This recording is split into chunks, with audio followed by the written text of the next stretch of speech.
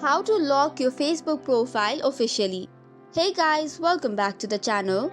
Facebook offers an official profile lock feature that restricts what strangers can see. So if you would like to lock your profile, here is what should be done. Tap on your Facebook, then tap on your profile or the menu section from the bottom right corner. Next up, scroll down a bit and search for settings. Tap on it and go to settings again. Scroll down and under Audience and Visibility, you will see the section of Profile Locking. Now, if you lock your profile, only friends will see your past and future photos, posts and stories. Also, only friends will be able to see your full resolution profile picture and cover photo.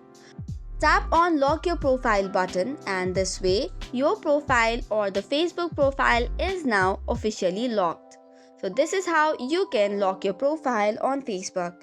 That is all for today's video. For more such contents, do not forget to hit the like and subscribe button. Thank you and keep watching.